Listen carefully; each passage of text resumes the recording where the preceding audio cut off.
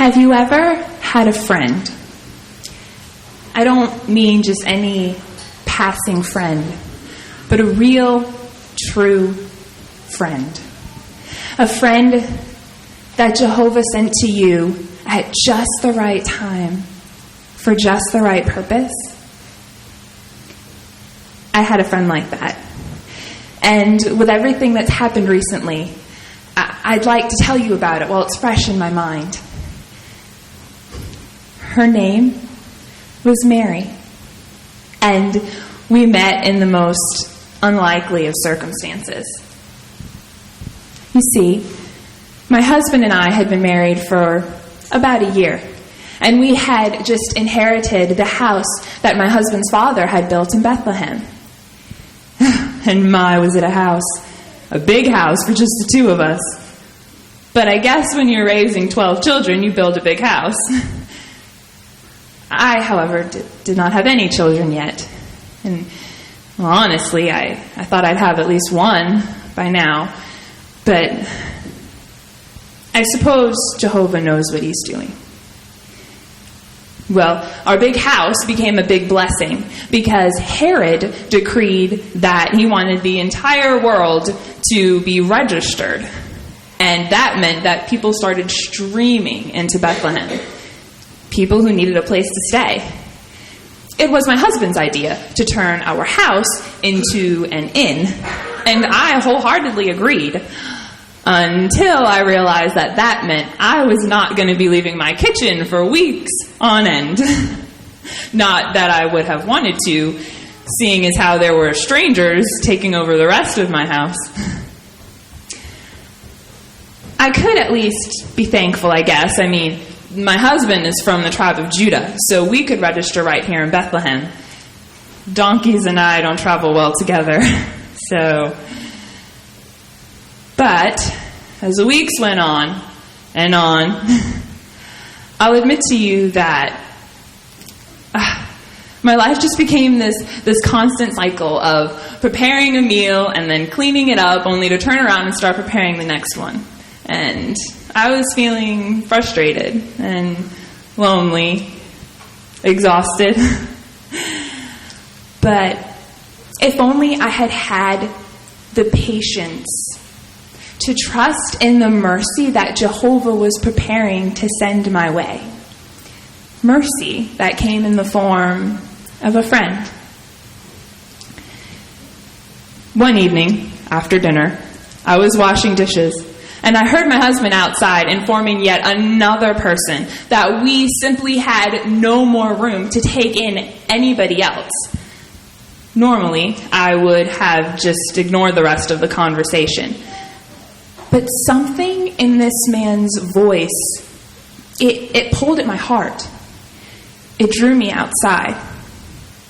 And so as I stepped out the door, I met her, Mary, as she introduced herself. She was leaning against the side of our house, trying to keep in the shade.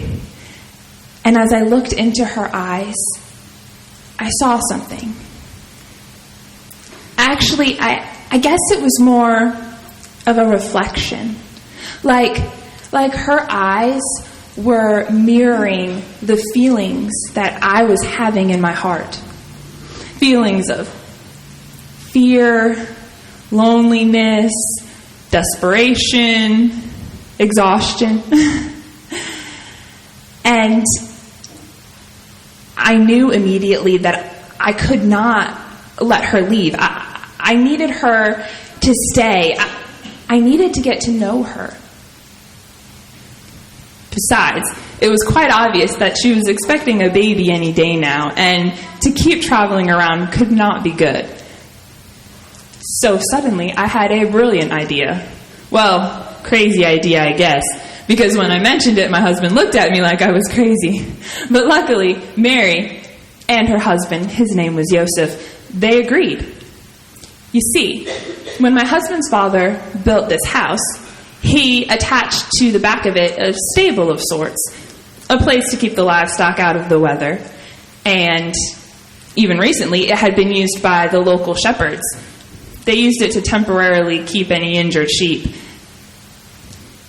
Right now, it was full of our guest donkeys, but I said the weather had been decent.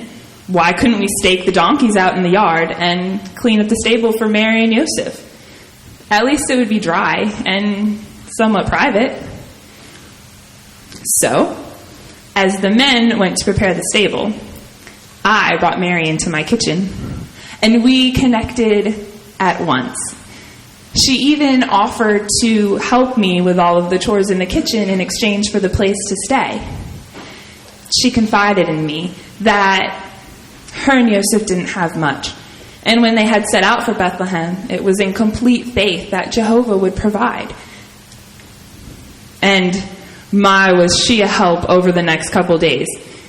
Even being as great with child as she was, it was so nice to have somebody to share the burden with and just to talk to. And we talked. We shared our hopes and dreams about our futures and our families.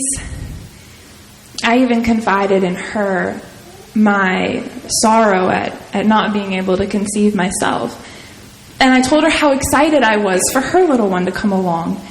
It would be fun to hold a baby again, even if just for a little while. We also shared our deepest secrets with each other. And boy, did she have some secrets. At first, I almost didn't even believe them. But she was so sincere, I just felt like I had to.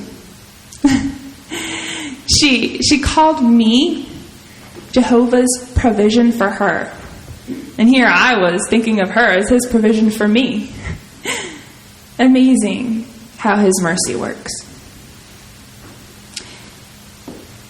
I will never forget the day that she brought her little boy into the world.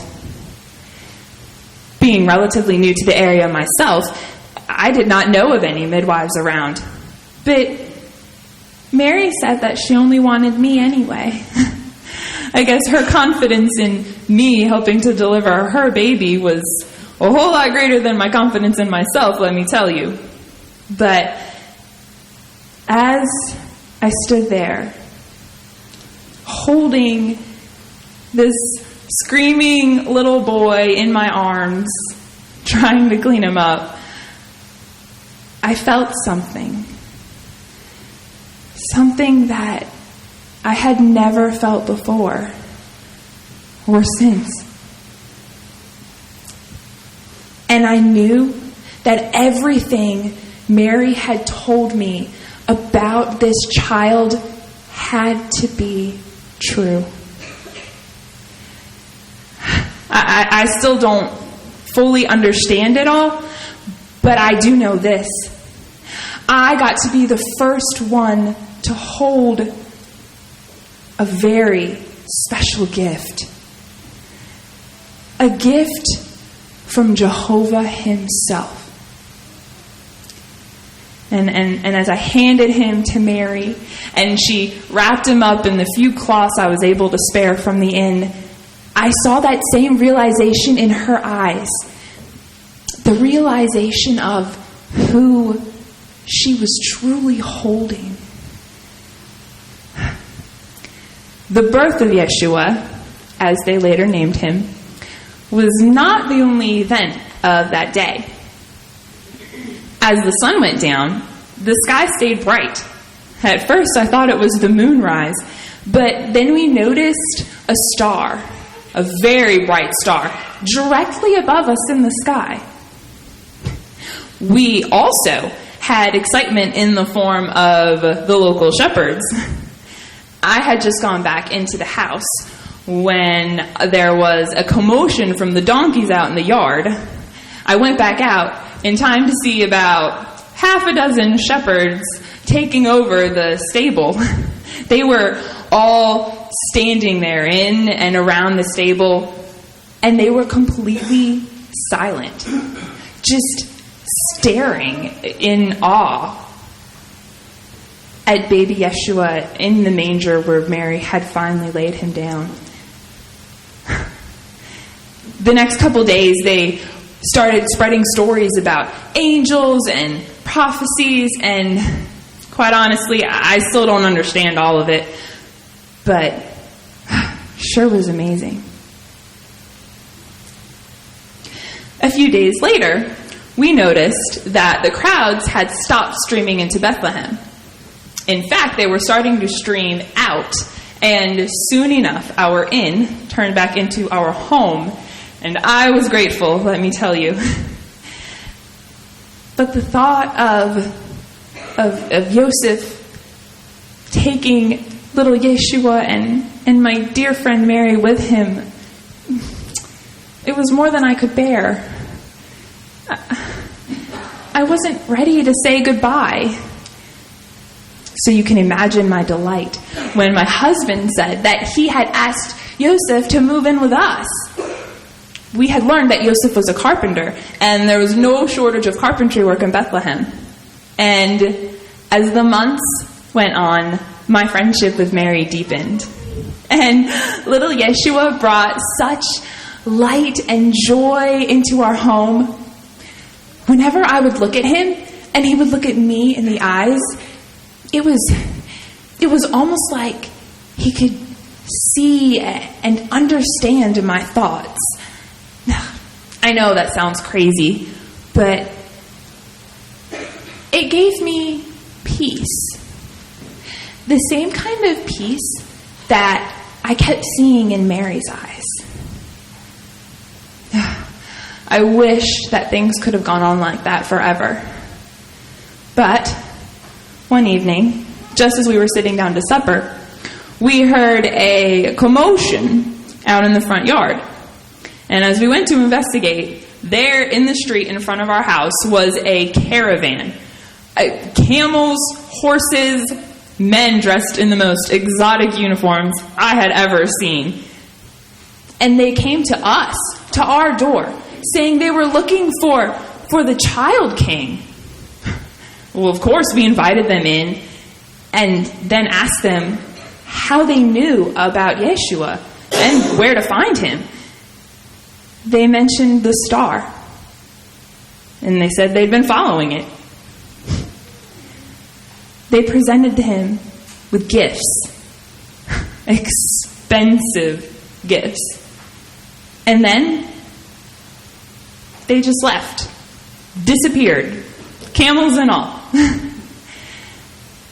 And later that night, after we had all gone to sleep, I was awakened to the sound of Mary and Joseph moving around and talking earnestly. When I went to see what was going on, Mary came up to me and grabbed me in a tight embrace. And when she let me go, I could see tears on her cheeks. "It's time for us to go," she said. "Joseph has had a dream. It's a warning. Yeshua is in danger, and we must leave Bethlehem to protect him." At first, of course, I tried to argue, but one look at the terror in Joseph's eyes silenced me. I knew that this really was goodbye, that it was time for a new chapter in all of our lives. I kissed little Yeshua and embraced Mary one last time. And she whispered something in my ear. She said, "Trust Jehovah's mercies." I didn't know it until a few days later, but it truly was Jehovah's mercy that sent them away when it did.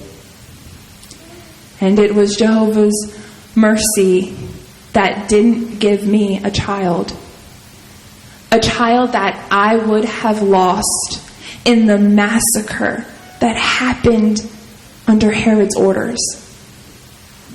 In one night, every baby boy in Bethlehem was murdered in Herod's search for Yeshua. The sound of mourning mothers will forever be with me.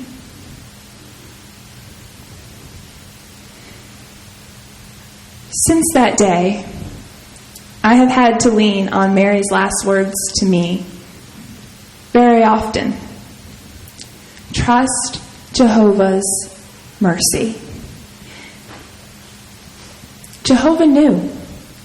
He knew that in withholding from us a child, he was sending us a blessing. And he provided. He provided the friend that I so desperately needed at the time that I needed her most. And he provided a child. A very special child. A child that I know I never really had to say goodbye to. A child that lit up our home, our town, and even the entire world.